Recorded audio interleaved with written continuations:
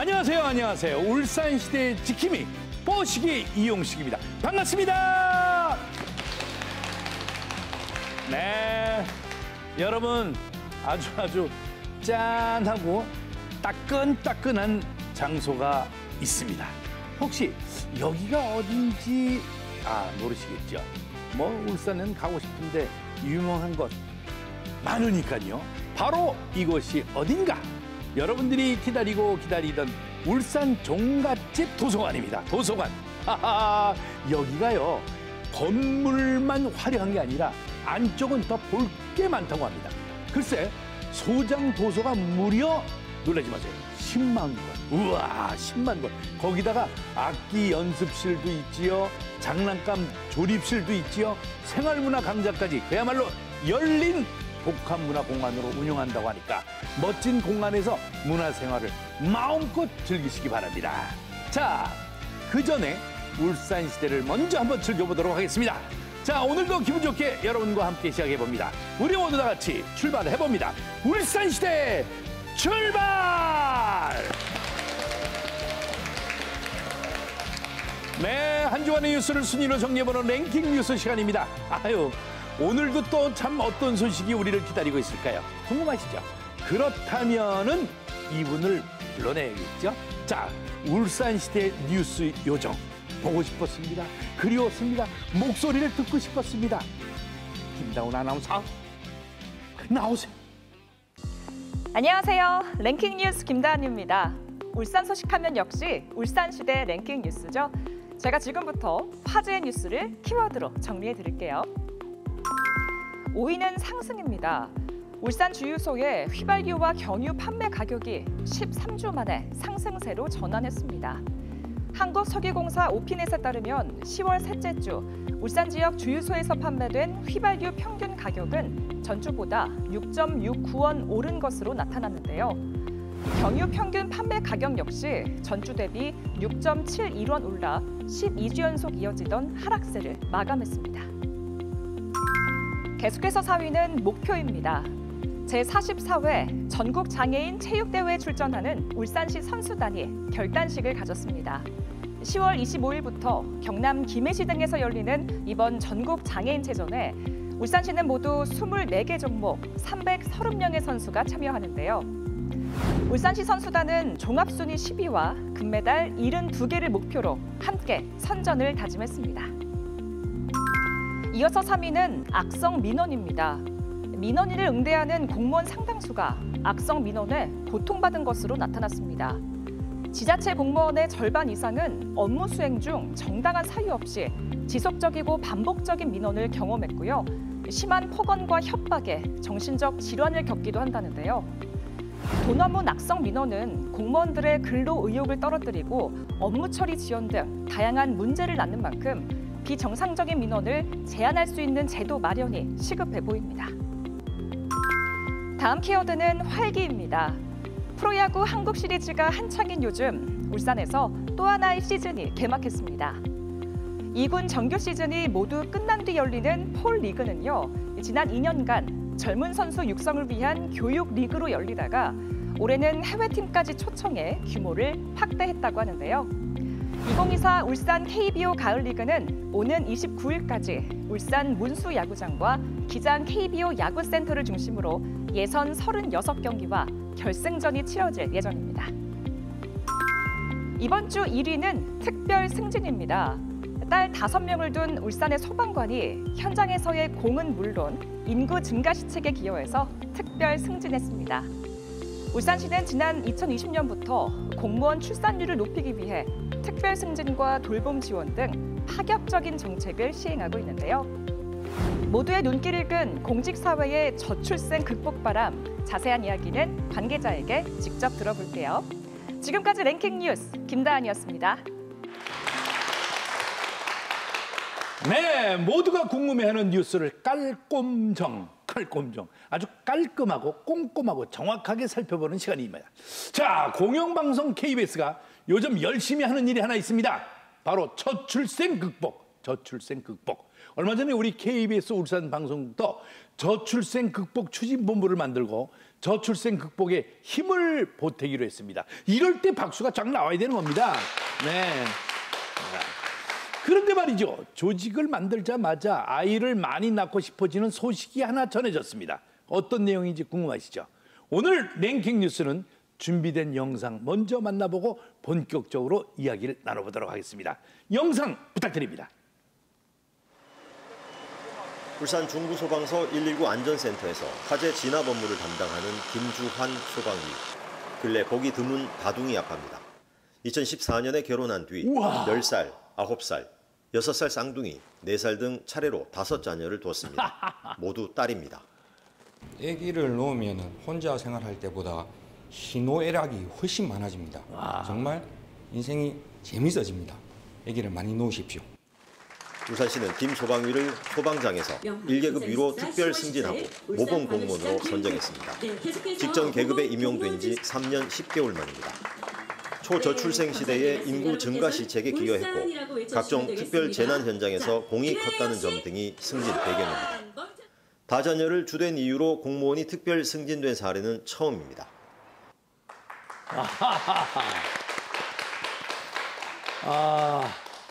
뽀식이 딸 수민아, 너도 울산에 오자. 울산에 와서 다둥이를 좀 한번 낳아보자. 저 딸 이제 나올 준비하고 있습니다. 언제냐고요? 내년 5월 5일 어린이날입니다. 자, 딸 부자 아빠의 특별 승진. 정말 아기들이 그렇게 이쁠 수가 없어요, 딸들이. 에? 그런데 딸들 덕분에 승진이라니. 아유, 자녀들이 바로 복덩이였네, 복덩이. 에? 자, 노정균 울산시 인구정책팀장에게 자세한 이야기를 들어보겠습니다. 팀장님, 어서 나오십시오. 반갑습니다. 네, 안녕하세요. 반갑습니다. 예, 안녕하십니까. 울산시의 저출생과 인구 감소 대응 업무를 담당하는 인구정책팀장 노종균입니다. 아유, 반갑습니다. 나오시느라고. 오늘도 뭐 굉장히 바쁘신데 뭐 전화가 수십 군데서 지금 오고 회의를 또 다 기다리고 있을 텐데. 아니, 다자녀 공무원 특별 승진은 전국에서 처음 있는 일이라고 들었습니다. 근데 어떻게 이런 정책을 만들게 된 겁니까? 이번 다자녀 5자녀 공무원 특별 승진은 다자녀 공무원을 격려하고 긍정적인 혜택을 제공함으로써 공공부문에서부터 출산을 장려하여 출산 장려 분위기를 조성하여 민간으로 확산하기 위함입니다. 그런데 제가 궁금한 건 말이죠. 5자녀는 이분이 유일하고 그럼 4자녀나 3자녀를 둔 분들도 많습니까? 예, 시 전체 공무원 중에 예. 4자녀는 18명이 있었고요. 18명? 예, 구군까지 다 포함입니다. 네. 3자녀는 279명이 있었습니다. 오, 그래요. 숫자가 이렇게 통계가 다 나오네요. 자, 이 뉴스가 사실 울산뿐이 아니라 전국적으로도 지금 화제가 됐습니다. 그런데 일부에서는 아이를 많이 낳았다는 이유만으로 승진을 시키는 건 특혜가 아니냐. 이런 부정적인 시각도 있더라고요. 물론 다자녀가 점수에 플러스 되긴 했겠지만 공무원으로서 열심히 또 일도 했기 때문에 준 결과죠. 예, 그렇습니다. 부정적인 시각도 이해할 수 있는 부분입니다. 이번에 특별승진한 중부소방서 김주환 소방위는 위험한 화재 현장인 화나케미칼 폭발 사고 현장과 연포부 선박 화재 같은 여러 특수재난 현장 활동에도 공로가 있어 모범 공무원 표창도 함께 받은 우수 공무원입니다. 이야, 어쨌든 이 자녀의 수가 승진에 영향을 줄 수 있다는 것은 많은 분들이 관심을 가질 만한 내용입니다. 저도 딱 들었을 때 그런 큰 사고를 또 그걸 다 처리하시고. 자, 그런데 알고 보니까 특별 승진은 이번이 처음이지만 공직사회의 저출생 극복을 위해서 파격적인 정책을 펼친 건 꽤 오래전부터라고 얘기를 들었습니다. 꽤 오래전부터, 그죠? 예, 그렇습니다. 2020년부터 출생아 수보다 사망자가 많은 인구 자연 감소가 진행되었습니다. 이에 따라서 공직사회에서부터 저출생 정책을 선도적으로 펼치고 있습니다. 이는 공공부문이 정책을 실행하고 그 시민에게 그 효과를 보여주는 중요한 역할을 한다고 생각됩니다. 듣다 보니까 말이죠. 제가 좀 약간 기분이 좀 안 좋습니다.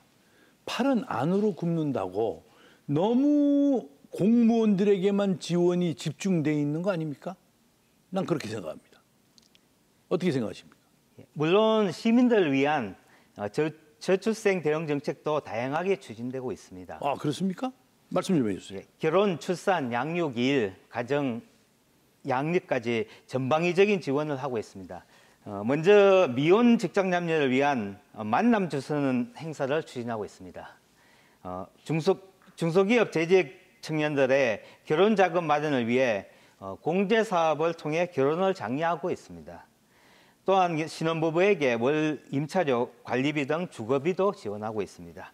또한 난임 부부를 위한 시술비 지원, 산후 조리비, 구군별 출산지원금 지급 등 임신 출산 과정에도 다양한 혜택을 제공하고 있습니다.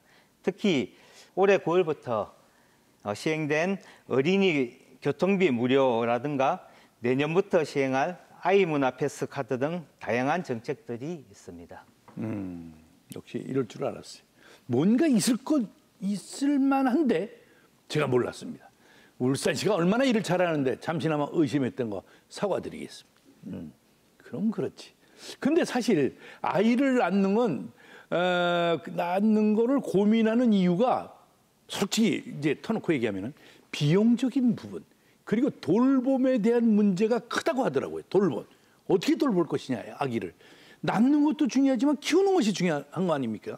자, 이런 부분이 해결되지 않는다면은 저출생 문제는 계속되지 않을까? 전 이렇게 생각합니다. 예, 먼저 말씀드린 정책 이외에 임신, 출산, 양육 돌봄 정책 몇 가지 더 말씀드리겠습니다. 네. 긴급 돌봄이 필요한 0세에서 12세 아동을 대상으로 연중무휴 24시간 돌봄이 가능한 울산 시리 아이 돌봄센터를 올 8월부터 광역시 최초 개소하여 운영하고 있습니다. 들었습니다, 이 얘기를. 특히 내년부터는 손주를 돌보는 조부모에게 월 30만 원을 지급하는 조부모, 외조부모, 손주 돌봄 수당을 신설하여 가정 내 돌봄을 지원할 계획입니다. 얼마라고 그러셨지, 조부모한테? 30만 원입니다. 30만 원. 월 30만 원입니다. 할아버지한테만 줍니까? 할머니한테 줍니까? 예, 한 분한테 드리는 겁니다. 한 분한테? 본은, 예. 내가 볼 확률이 거의 없는데 큰일 났네. 30만 원. 그래서요. 예, 그리고 다자녀 가정의 중간첨 소음을 방지하기 위해 실내 매트 지원 사업 등 다양한 시책을 발굴하여 추진할 계획입니다. 네. 생각보다 정책이 다양한데 이런 혜택을 받고 싶은 사람은 어디로 어떻게 연락을 해야 됩니까? 예. 예, 읍면동 행정복지센터나 구청, 시청 복지부서로 연락하시면 상세하게 안내해 드립니다. 네. 하여튼 전화 친절하게 받아주시고 자세히 설명 부탁드리겠습니다. 자, 아이와 함께 만드는 더 나은 울산. 네, 기대해도 좋을 것 같습니다. 자, 그럼 끝으로 저출생 극복을 위해 우리 모두 함께 힘을 모아 외쳐보도록 하겠습니다. 우리 아이, 우리 미래!